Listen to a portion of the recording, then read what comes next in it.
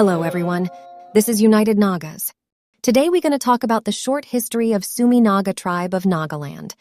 We believe making this video on those topics where it is important to have basic knowledge about the subject so that the younger generation will aware about the culture and tradition of their ancestors, which help the structure and foundation of our people and our society. The Sumi Naga is one of the major Naga ethnic group inhabiting the central and southern regions of Nagaland.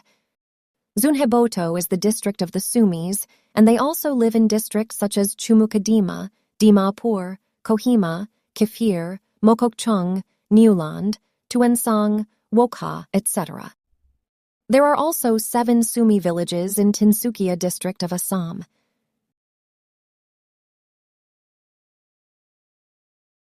There are many stories of the origin of the Sumi tribe. The popular belief is that the Sumi tribe migrated from a beautiful place called Khezhakenoma. The story says that there was a flat stone, which was not an ordinary stone. It was a magical stone because when people placed the rice on it, by nightfall the quantity of the rice became doubled. It is told that Chakasang was the eldest son, Angami the second son, and Sumi the youngest son of the first man who settled in Khezhakenoma, known as Koza, the father and the mother, Kola. According to one oral tradition, after the father's death and mothers fired the magical stone and broke it into pieces. Sumi were the first to migrated from Khezhakenoma and dispersed to various directions and settled at the present Sumi areas. The Sumis practiced headhunting like other Naga tribes before the arrival of the Christian missionaries and the subsequent conversion of the tribe's people to Christianity. As in the other Western Naga tribes, the principal offensive weapons of the Sumi are the spear and the dao. The crossbow, originally perhaps borrowed from tribes further east, is also used. The only defensive weapon is the shield, unless we may include ponjis. No defensive armor is used by the Sumis, not even a cane helmet. Anthropological study of the Sumis is documented in the book The SEMA Nagas by J.H. Hutton. Please don't forget to get the copy of it. It's very interesting. The Sumi men put on their cloths by drawing the corner of one end over the left shoulder from back to front, and then throwing the cloth round the body so that the opposite corner on the same side of the cloth at the other end falls again over the left shoulder from front to back. The dress of the Sumi woman consists principally of a short petticoat, which does not reach to the knees, wrapped round the waist and kept in place by a bead girdle. Over the top of the petticoat is worn a string of cowries as a belt, and under it a broad girdle of yellow beads extending well below the hips, so broad as to suggest that this was originally the piece de resistance of the costume, and that the petticoat underneath it is a more recent addition, particularly as weaving seems only to be a recently introduced art among Sumis, and the beads alone without any petticoat are worn by little girls. The ancestral religion of the Sumis was the worship of nature. With the arrival of Baptist missionaries in the 20th century, like other Naga tribes, today 99% of Sumis are Christians. The Sumis celebrate many festivals which have been carried down from generations. Most of these festivals usually mark the beginning of new seasons, harvesting of new crops, or victory at war. The 2 major festivals that are currently popular among them are Tuluni and Ahuna. Tuluni is a festival of great significance for the Sumi. This festival is marked with feasts as the occasion occurs in the bountiful season of the year. Drinking rice beer indispensably forms as part of the feasts. Rice beer is served in a goblet made of bamboo or made from the leaf of plantain. Rice beer is an everyday diet for the Nagas and Sumi Nagas in general. However, Tuluni is not a feast to celebrate or worship rice beer. Tuluni is also called Ani, the word of which denotes the season of plentiful crops. This mid-year festival is a time of communal harmony and merrymaking for the Sumi community. Slaughtering of pigs, cows, and mithun is an important feature of this festival. Tuluni is a festive season which marks season of plenty, a season to bond relationship through marriage ties, settle differences amongst friends and foes.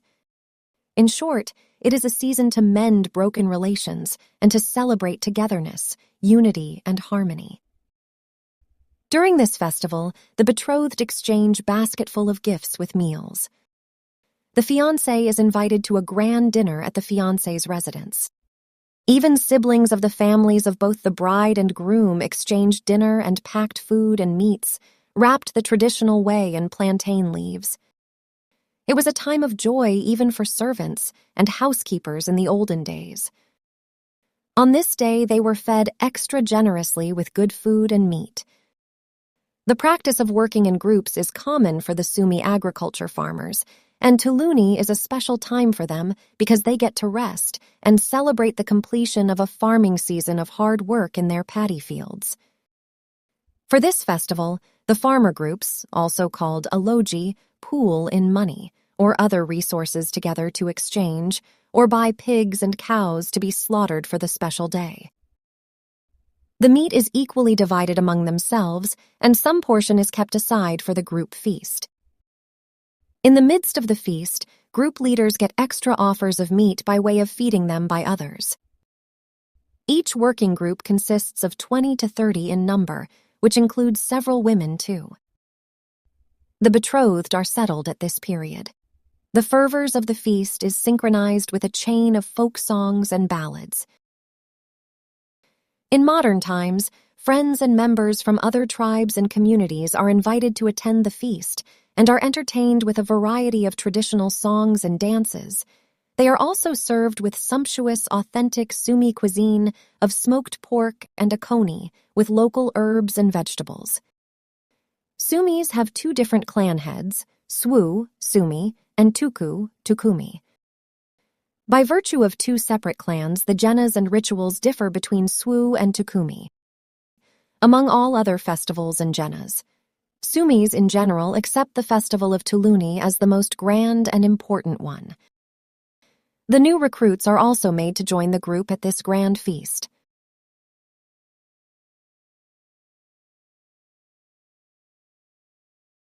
Ahuna is a traditional post-harvest festival of the Sumis. Ahuna signifies the celebration of the season's harvest in Thanksgiving while invoking the spirit of good fortune in the new year. On this occasion, the entire community prepares and feasts on the first meal of rice drawn from the season's harvest, cooked in bamboo segments. The receptacles for cooking or serving on this occasion are freshly made, curved, or cut from locally available resources prolific and abundant in the countryside. Ahuna is celebrated on 13 and the 14th of November and now holds the status of the official festival of the Sumi Nagas because it falls in a dry season and accessibility for visitors in terms of road conditions are better. Tuluni is still the most respected festival for the local Sumi.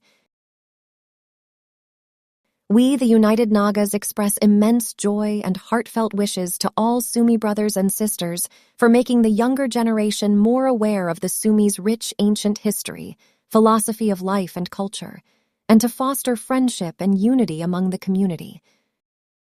We urge the Sumi community to continue demonstrating their exemplary leadership in guiding the people of Nagaland to overcome the situation we are facing today. Khezhakenoma.